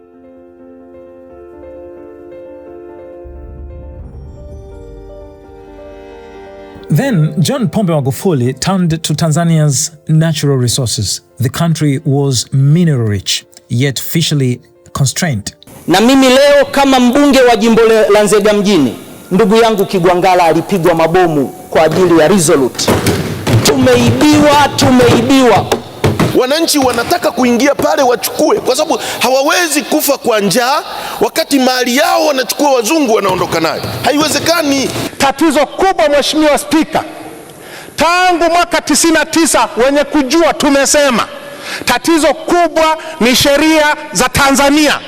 Sheria mbili hizi, hii ya renegotiation na hii ya sovereignty, ni statements of intent. Ni mambo ambayo tulipaswa tuyafanye toka mwaka 1962. Hatujafanya. Kwa tunakuja hapa kwa ajili ya kucorrect hayo makosa ambayo tukuyafanya huko nyuma. Inachofanya dhahabu iibiwe, kodi zilizopo katika nchi yetu ziko juu ya mtaji na faida yote kama utazilipa kwa halali. Ukichukua hata watu milioni 5 tu au watu milioni 1 katika upande wa dhahabu, ambao wanaweza wakapata wastani wa gramu 10 kila mtu katika watu 1,000, watu milioni 1, wakapata gramu 5 tu, Mheshimiwa Rais, maana yake kwa siku tunavuna tani 5 ya dhahabu katika nchi yetu. Lakini nataka nikuhakikishie, yawezekana kwenye rekodi za serikali hii tani 5 ni ya mwaka au miezi kadhaa. Hii ndio inatoa picha kubwa jinsi gani tunavyo. Ninaposema his diagnosis was blunt. We are being robbed, he said, accusing both multinationals and domestic brokers of capturing value meant for the state. Nchi yetu imechezewa sana, na hawa wanaotuchezea sifahamu sisi wanatuona kama ni binadamu au ni majitu tu. Sina uhakika kama wanajua sisi ni binadamu, kwa sababu ungejua hata kama tuna ubinadamu wa aina fulani, wangetoa hata percentage kubwa kidogo ya kuweza kuwafanya hao binadamu waishi. His response combined the confrontation with restructuring. Central to it was the formalization of artisanal and small-scale miners. For years, small miners operated outside the system, exploited by middlemen and excluded from transparent pricing. Magufuli moved to bring them in. Government-run mineral trading centers were established across mining regions. Minerals were weighed, priced, and sold locally. Smuggling narrowed. Tax collection improved, and thousands of small miners entered the formal economy. ASM is a very important subsector in Tanzania. Hence, the government is placing a lot of importance to it, and it will continue to promote it to ensure that it is being nurtured. And if possible, most of at least a good number of artisanal and small-scale miners are converted and are graduating into medium-scale mines. And a good number of them are actually doing well. They will soon graduate to become medium-scale miners instead of small-scale miners. Because if you visit their places now, you find most of them are mechanized. They are doing things professionally. They have employed geologists and mining engineers to make sure that they are doing their mining in a proper way. At the same time, Magufuli confronted multinational mining firms. In 2017, he banned the export of raw mineral concentrates, insisting that value addition take place inside Tanzania. He personally inspected containers at Dar es Salaam port, alleging long-standing underreporting of gold and copper exports. Parliament responded with speed. In a single week, 3 laws reshaped the sector. The state secured a 16% free carried interest in all mining projects. Confidential development agreements were abolished. International arbitration was curtailed. But despite these moves, the opposition warned due to the past initiatives. Sheria hizi mbili sasa ni revolutionary, ni za kimapinduzi. Yes. Kwa sababu gani? Kwa mara ya kwanza tumekuwa nchi ya kwanza ya Kiafrika kutamka kwenye sheria kwamba chochote kilichoko chini na juu ya ardhi ya nchi yetu ni chetu. Kwa mara ya kwanza. Ni transformative? No. Kwa sababu licha ya kutamka hivyo, hatujagusa mfumo wa uzalishaji. Mfumo wa uzalishaji bado ni ule ambao tunazungumza kwamba tunataka kuutatua. The standoff culminated in a settlement with Acacia Mining and its parent company Barrick Gold. The outcome was Twiga Minerals, a 50-50 joint venture, and a $3 million payment to the government. At home, the deal was hailed as a turning point. The state had forced a renegotiation and reclaimed leverage over its largest gold producer. Na ndio maana nawapongeza sana wote waliohusika kwenye mazungumzo on the Barrick Gold corporations and on the side of the government of Tanzania. You did a very wonderful job. I know at the beginning it was really very difficult.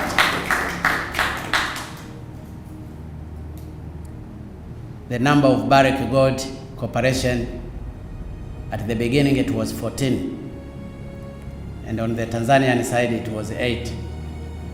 Later on I was told that it have reached to the number of 25. Hii ni kuonyesha kwamba moto ulikuwa unawaka humo ndani kwenye mazungumzo. But at the end we have reached this stage which is really very good. Resource nationalism extended beyond the contracts. It was enforced on the ground. To secure Tanzanite, Magufuli ordered the military to construct a 24-kilometer perimeter wall around the Mirerani mines with single controlled entry point. Smuggling routes were cut, officially exports rose, and government revenue increased within a year. He then moved to the monetary front. The Bank of Tanzania was instructed to buy gold directly from local miners using Tanzanian shillings. Gold reserves were built from domestic production, linking small miners directly to the financial system. This strategy reduced dependence on foreign currency and strengthened state reserves. It also anchored resource control in policy, not rhetoric. Kwa ndugu zangu wa Tanzania, huu ni mwanzo. Ni mwanzo wa kutengeneza Tanzania mpya. Hayupo mtu atakayekuja kututengenezea Tanzania yetu. Wala hatutasubiri mpaka malaika washuke ndipo tuanze kuitengeneza Tanzania yetu. Kila Mtanzania mahali alipo ni lazima ajue ana wajibu wa kufanya mabadiliko ya kweli katika nchi hii. Taken together, these actions marked a shift. Small miners were formalized, multinationals were challenged, resources were reframed as instruments of sovereignty. Whether the approach deterred investment or corrected long-standing imbalance remains contested. What is clear is that under Magufuli, resource nationalism moved from words to enforcement. Magufulification delivered speed, discipline, and results. But it also narrowed space. As the state grew stronger, dissent grew weaker. Opposition's voice faded, media lines hardened, power consolidated, not just in government but around the presidency itself. In 2020, John Pombe Magufuli returned to the office with a landslide victory, a questionable election by the opposition. Parliament titled almost entirely in one direction. The internet went dark on election day. Politics felt silent. To supporters, this was stability. To critics, it was closure. Internationally, Magufuli stood apart, suspicious of donors, unapologetic, with partners selective in diplomacy. He resisted pressure even as isolation grew. The question was no longer what Magufuli could do. It was what his system would cost. Apart from this, in the next episode, we will deep dive into one of the most controversial situations happened in 2020-2021, which was the global pandemic, the COVID-19. And apart from that, the sudden silence of John Pombe Magufuli, where the bulldozer stopped. Siku moja mtanikumbuka. Na mimi ninajua mtanikumbuka kwa mazuri, si kwa mabaya. Kwa sababu nimesacrifice maisha yangu kwa ajili ya Watanzania maskini. Na nadhani alijua, Mwenyezi Mungu alimuongoza kwamba hatapona. Tusiogope, siku moja tutakufa. Hata mimi nitakufa. Ndugu wananchi, tumempoteza kiongozi wetu shupavu, Rais wa Jamhuri ya Muungano wa Tanzania, Mheshimiwa Dr. John Pombe Joseph Magufuli. Mwenyezi Mungu itazame Tanzania. Mwenyezi Mungu ikumbatie Tanzania. Mwenyezi Mungu itazame Tanzania.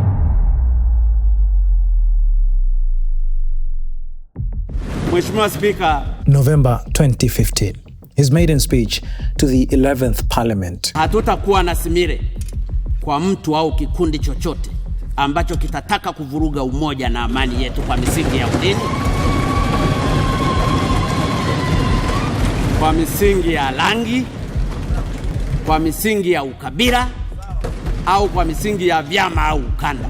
When opposition MPs staged a walkout, Magufuli didn't see a democratic protest. He saw an unforgivable insult to the nation by publicly praising the few who stayed seated, like Zito Kabwe. Kwa dhati kabisa nimempongeza sana Mheshimiwa Zito. Mheshimiwa Zito, umekomaa. Ninajua hata kwenu kule Kigoma wamekuchagua wana CCM. Ni lazima sasa tujenge dhana ya kutanguliza masilahi ya Watanzania tunaowaongoza badala ya masilahi ya kuzomea na kujanaibisha bunge hili. Magufuli drew a hard line in the sand. From that moment on, political opposition wouldn't be treated as a democratic right. It would be treated as treason against progress. And it's not only that. Magufuli came out in 2019 and said when he was a minister, there were people poisoned him. They tried to kill him. Nakumbuka mzee Mkapa pale tulipofanya kazi vizuri. Alipata furaha sana kwa kazi nzuri za kwenye barabara. Na baadaye akatamka kwamba mimi kuwa askari wake wa mwavuli namba 1. Siwezi kusahau swala hilo maishani mwangu. Kwa sababu licha ya dhamira njema ya mzee Mkapa, swala hilo liliniletea matatizo mimi binafsi. Nilianza kuona dalili za baadhi ya mawaziri, tena wengine wa ngazi za juu kabisa, kuanza kunichukia. Na muda si mrefu baada ya hapo nikanyweshwa sumu Dodoma, ambayo alimanusula iondoe uhai wangu. Lakini kwa neema za Mwenyezi Mungu nikakiepuka kifo.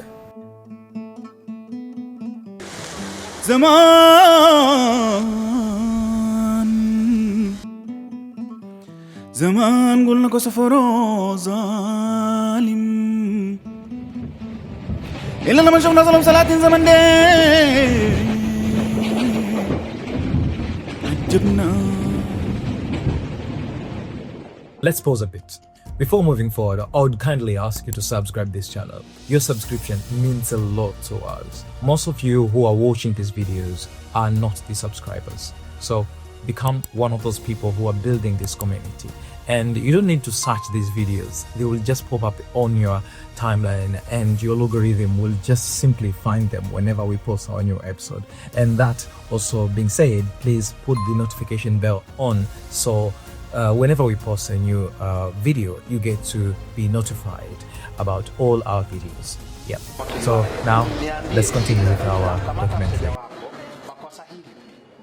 Magufuli didn't just defeat the opposition, he paralyzed them. Early in his presidency, Magufuli instituted a ruthless, sweeping ban on national political rallies, freezing his rivals in their tracks. Over his first 5 years, the political opposition was systematically erased, drawing the sharp alarm scrutiny of the international community. Mikutano ya hadhara na shughuli za kisiasa ni haki ya kidemokrasia katika taifa. Na kwa sababu rais na jeshi lake la polisi wamepiga marufuku mikutano ya kisiasa, na sisi kama chama kikuu cha upinzani tunatambua kabisa kwamba mikutano ya hadhara ndio mahali muhimu pa kucheua matatizo yetu, pa kuyajadili matatizo yetu, na ni wajibu wetu wa kazi ya kisiasa na wala sio fadhila ya rais. Leo mnatuoppress sisi, tukizungumza kuhusu nyie mnatuweka polisi, mnatupeleka mahakamani.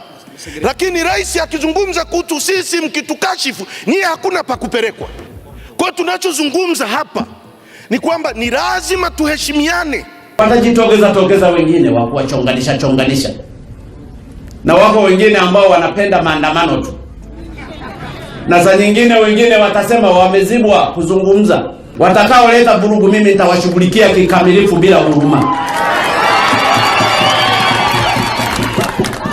Na wasije wakanijaribu. Mimi ni tofauti sana. Na kama wapo watu wanawatumia, wakawaeleze vizuri. Mimi sijaribiwi na wala sitajaribiwa. Katika miaka yetu 57 ya uhuru, hakuna rais ametufundisha value ya haki za binadamu na utawala bora kama Rais Magufuli. When human rights watchdogs and international bodies condemned his iron grip, Magufuli didn't deflect or deny it. He doubled down. Wako wengine wanalalamika wanasema tunawanyanyasa haki za binadamu. Ati kwa sababu tunawatangaza hadharani. Kwa hiyo wao walikuwa na haki mno kuwaibia hadharani wa Tanzania.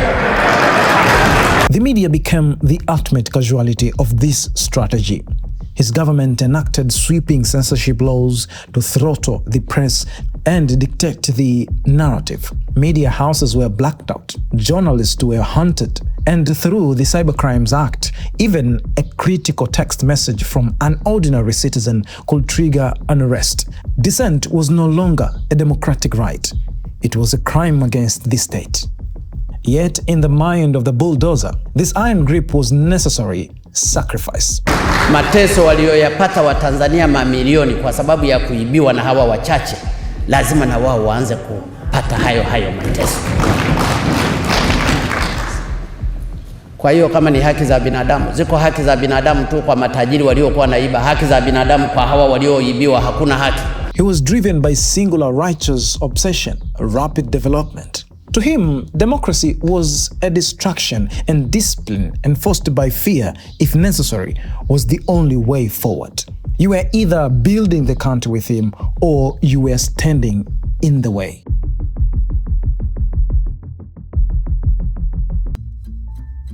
By 2020, Tanzania was holding its breath. John Pombe Magufuli wasn't just asking for a second term. He was seeking total validation. 5 years of public dismissals, relentless discipline, and mega projects had deeply polarized the nation. The victory was absolute, but the reality was fractured. While loyalists poured into the streets to celebrate a cemented legacy, opposition leader Tundu Lissu flatly rejected the landslide, pointing to widespread systematic suppression and rapid engineering of one-party parliament. The 2020 election changed everything. Magufuli's first term was an experiment in shock therapy. But this second mandate, to him, it was an undeniable endorsement. He was no longer the outsider shaking up the establishment. He was the establishment itself. With his power confirmed, executive authority centralized entirely inside the State House, the cabinet faded into the background. The risk of critique grew even steeper. But as political space contracted, the physical nation expanded at a breakneck pace. Projects multiplied, rail corridors surged across the landscape. Air Tanzania reclaimed the skies, and Magufuli, concrete and steel, became the visible language of governance. To his supporters, it was the ultimate proof of efficiency. To his critics, it was a shiny distraction from the quiet death of institutional balance. Yet, in the very year he secured absolute political control, the man of steel experienced a shattering personal loss. Just a month before the 2020 election, former President Benjamin Mkapa passed away. Mzee Benjamin William Mkapa, rais wa awamu ya tatu, amefariki.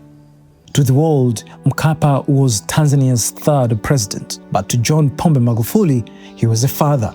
He was his creator. Mzee Mkapa ni shujaa wangu na ni mtu muhimu sana katika historia ya maisha yangu. Hata nilipopatwa na shida ama kupambana na changamoto mbalimbali, Mzee Mkapa hakuniacha. Hakuniacha kamwe, hakutaka nianguke. Alinilea kama mtoto wake. Saa nyingine machozi huwa yanakuja, lakini hata Mkapa Kikwete nilimuona analia siku ile. Kwa hiyo msinishangae mimi. Na Kikwete ni kanari, lakini naye aliyatoa machozi. Kwa hiyo msinishangae sana. Najua kifo saa nyingine huwezi ukakivumilia. Decades earlier, it was Mkapa who pulled a young scientist, quiet politician, out of obscurity. Trusting him with the massive Ministry of Works, Mkapa gave him the roads. Mkapa built the bulldozer. For a leader ruled through sheer, intimidating strength, these public tears shocked the nation. It was a rare, nakedly human moment. The president was grieving the man who shaped his life and career itself, and perhaps realizing that at the absolute peak of his power, he was now entirely alone. And this actually happened to his mentor, Benjamin Mkapa, when he lost Tanzania, the first president of Tanzania, father of the nation, Julius Kambarage Nyerere, back in 1999. If you want to understand it a little bit deeper, you can just go back to the episode of Benjamin Mkapa, the episode 1, to understand it much more.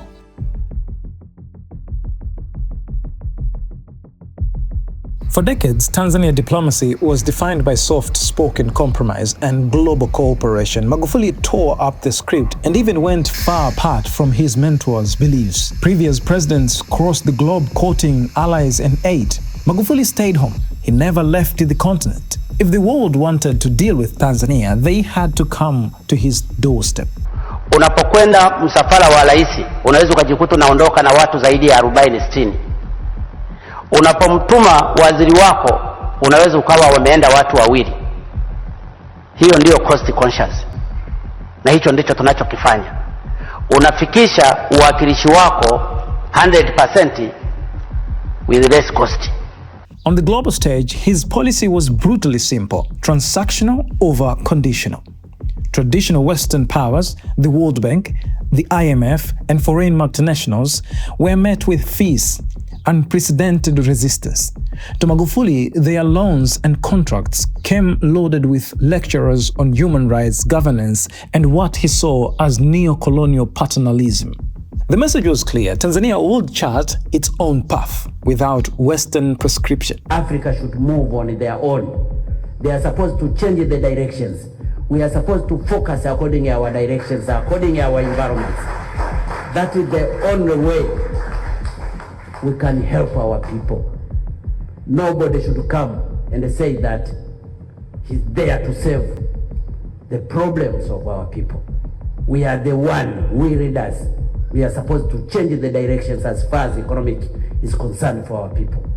And the only solution is to move together by considering God is the one and the powerful to direct us in every direction. So he looked east. Magufuli paid a visit to Chinese medical team, China Navy medical ship visiting Dar es Salaam. He wrote a letter to President Xi Jinping proposing that China could provide more medical training for Tanzanians. China deepened its ties with Tanzania, offering railways, industrial zones, and massive capital without the democratic fine print. It was a partnership built for speed, perfectly suited for the Magufulification era. Wachina wametupenda, wametoa grant ya bilioni 90. Tusibweteke kwa kusubiri misaada. Vya bure vinaua. Vya bure vina gharama. Na hasa ukiletewa na mtu ambaye atakuwekea masharti. Vya bure vile labda vitoke China. Vikitoka kwingine vina gharama zake. Ni lazima tujipange sisi wa Tanzania kushughulikia maendeleo yetu. But this Tanzania first aggression didn't just rattle the West. It shook his own neighbors. Trade tensions simmered across the East Africa. Regional commerce became a battlefield. To his loyalists at home, this unapologetic direction was thrilling. It projected strength, pride, and total sovereignty. Tanzania was finally dictating the terms. But as the walls went up, critics warned of a dangerous reality. In a deeply interconnected, fragile world, Magufuli was systematically reducing his country's diplomatic lifelines. President Magufuli almost completely ignored our traditional role, leadership role in the region. You know, Tanzania had withdrawn significantly.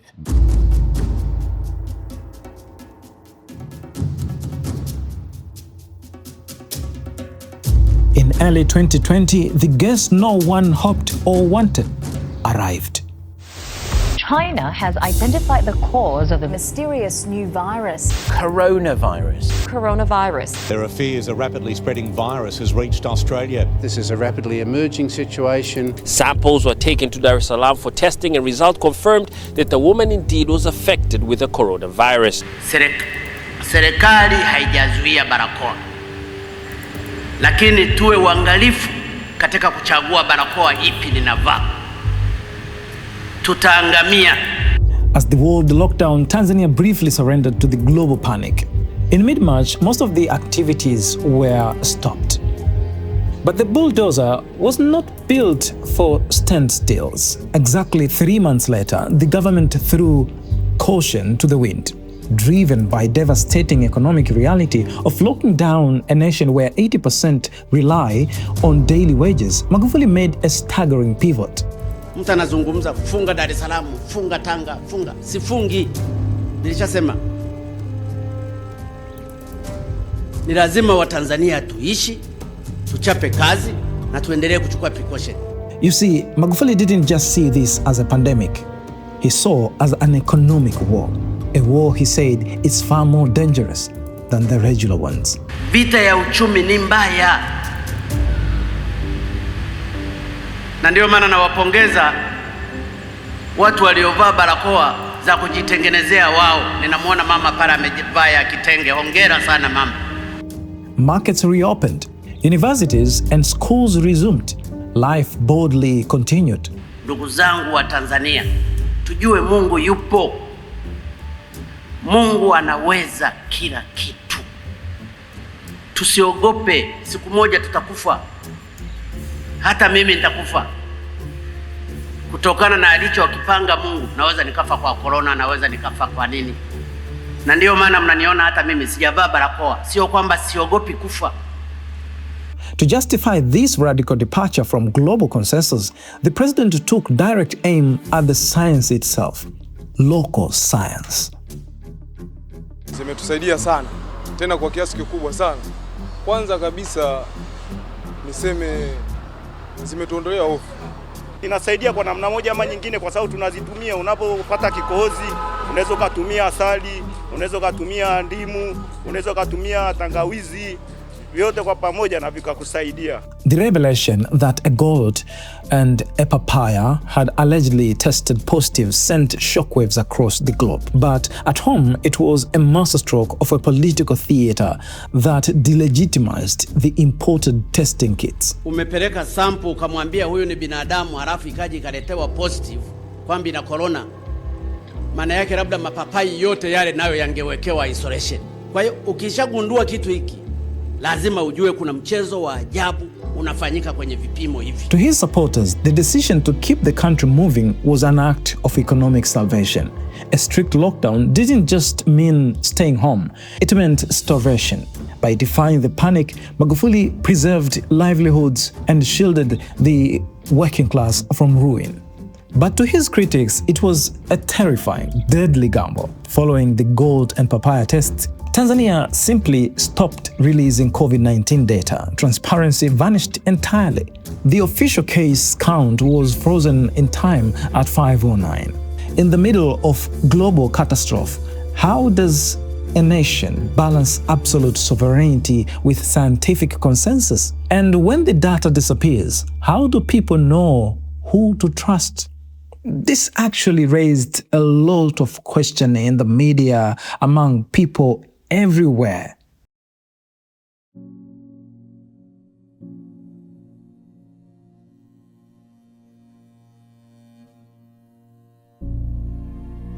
For 5 years long, John Pombe Magufuli was a loud, unstoppable force. You saw him every day. You heard his voice on every radio. He was the heartbeat of the nation. And then, the man who was everywhere was suddenly nowhere. On February 23rd, it was the last time Magufuli came out and spoke publicly during a Sunday Mass at St. Peter's. And then he was seen again on February 27th, same year, 2021. The president made a brief appearance at the State House. There was no big speech on this day, no loud commands. After this speech, the doors were closed and the bulldozer simply stopped. Days turned into weeks. The silence grew heavy. In a country that was built on his loud daily presence, the quiet was terrifying. The streets filled with whispers. From exile, opposition leader Tundu Lissu broke the silence, asking the question everyone else too afraid to say out loud. He demanded to know where the president was, famously stating, "The president's health is not supposed to be a secret. What is it with Magufuli that we don't deserve to know?" The government's answer was fear. They did not give the country the truth. They gave them a warning. citizens were strictly ordered not to spread rumors. The police launched a crackdown, arresting ordinary Tanzanians, telephone technicians, students, fathers, simply for posting on Facebook or WhatsApp that the president might be unwell. Under the Cybercrime Act, asking about the father of the nation became a crime. Yeyote ambaye anasambaza tutahakikisha kwamba tunampata, tutapekua kila sehemu kuhakikisha kwamba tunakamata watu wote ambao wanaleta hofu kwa kutoa taarifa ambazo ni za uongo kwa kutumia mitandao. To stop the panic, on March 13th, the Prime Minister, Kassim Majaliwa, stood before a mosque and swore the president was healthy. Watanzania mwe na amani. Rais wetu yupo, simama, anachapa kazi, na sisi wasaidizi wake tunatembea kufuatilia miradi. But the truth wasn't in the mosque, and it wasn't on the phone. The truth was hiding inside a quiet room at Mzena Hospital. Wakati anaumwa alianzia Muhimbili pale kwenye kitengo cha moyo. Akaendelea kufanya matibabu pale, lakini tukaona sio salama sana. Watu walikuwa nafurika sana kwenda kumtazama, tukasema tumuondoe akapate matibabu akiwa mahala ambapo pana utulivu. Ndio maana tukamtoa Muhimbili tukampeleka Mzena.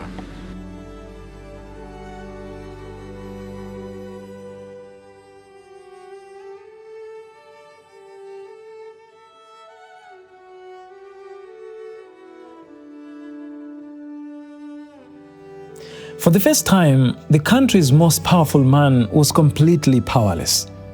Behind doors, the Bulldozer was no longer fighting against economic war or his wanyonge and building a nation he loved. He was fighting a battle he could not win. The nation was arguing over politics. His daughter was preparing for her goodbye. But while the family was losing their father, the generals were fighting to save the country. 3 years after silence, the former head of Tanzanian military, General Venance Mabeyo, finally revealed the terrifying reality of that hospital room. Magufuli knew the end was near. Siku moja kabla ya kifo chake, hali ilibadilika kidogo. Na yeye alijitambua kwamba hali imebadilika. Na nadhani alijua Mwenyezi Mungu alimuongoza kwamba hatapona. Alichosema, nirudisheni nyumbani. Nikafie nyumbani. Tukasema, mheshimiwa, hapana, hapa uko kwenye mikono salama. Madaktari wapo, waendelee kukutibu.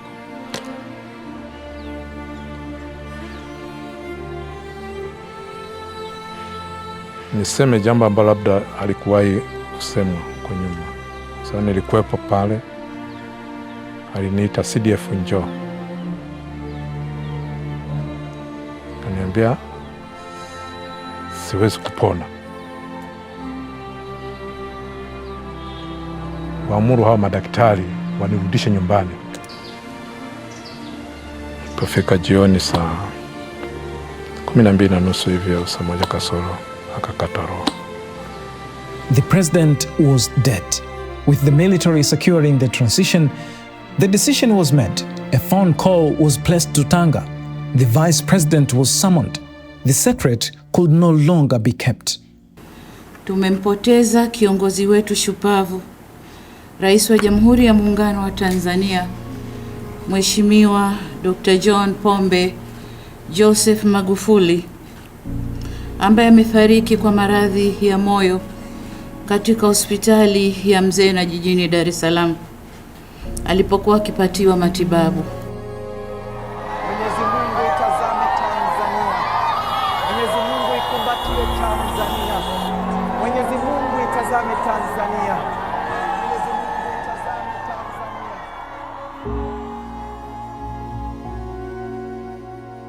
Basi tukaja tukamzika mzee wetu, maisha yakaanza upya tena.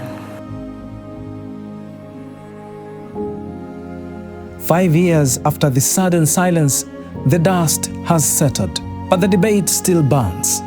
To his loyalists, John Pombe Magufuli remains a legend, but to his critics, his era is a dark chapter they never wanted to revisit.